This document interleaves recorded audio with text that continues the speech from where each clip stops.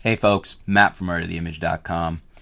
Got a comment in from our longtime viewer, Anthony Martin, objecting to, I don't know if you remember the video where it was titled something like the 5D4 is a flop, so should I buy the 5D3 and a Panasonic? This was a viewer question about what he should do because he considered the 5D4 flop. Now, let's get to Anthony's comment or question, I guess commentary on here. Anthony writes in a little bit incensed. He says, 5D4 a flop? Question mark. Seriously, you wrote that, Matt? Well, I did write that, and actually I do agree with it. We'll get into that. But it was what the viewer was writing in and saying. It was the opinion of the viewer. I just happen to agree with it. It may not be the best choice for video, but it cannot be considered a flop by any stretch of the imagination.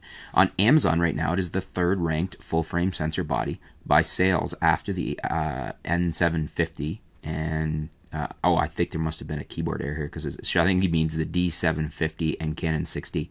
I'm amazed by... Oh, I see what he's done. Yes, N7, Nikon 750 and Canon 6D. My bad.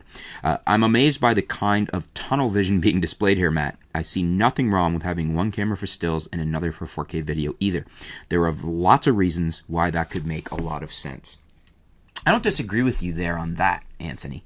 But the Canon, I guess why I do kind of consider, from a sales perspective, you're right, it's not a flop.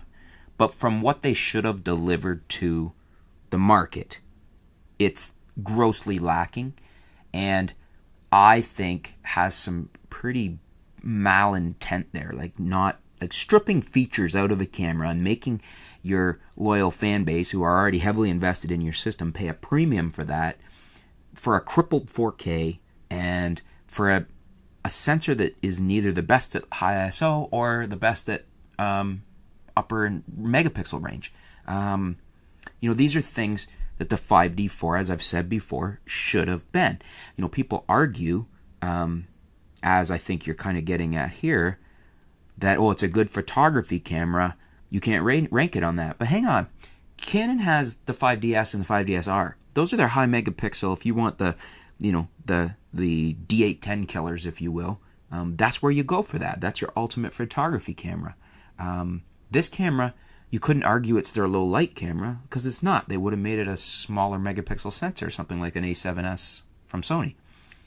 And so it kind of sits in the middle of nowhere on resolution and therefore performance. It's not bad, but it doesn't win any awards either for either end because you're not taking aim at anything. You're not high megapixel king. You're not high ISO king. I guess you could say it's a good all-rounder. And I've never said as a photography camera it's not good. My issue with this camera has always been that the 5D3 and the 5D series, as it came into video, was heavily relied upon by the Canon user base for video. And we expected a lot out of this camera. And for Canon, it seemed very petty for Canon to come out with the 5D4 with bad 4K abilities, terrible codec. You have to do a zillion workarounds to try to get it to be anywhere near usable, and it's just a lot. It's just a very unfunctional 4K camera. For instance, I'd take the G85 and shoot 4K footage any day over the 5D4. So, with that in mind, that's why I have these feelings about the 5D4. I think it was petty and disingenuous, maybe. Just a really bad business decisions on Canon's part.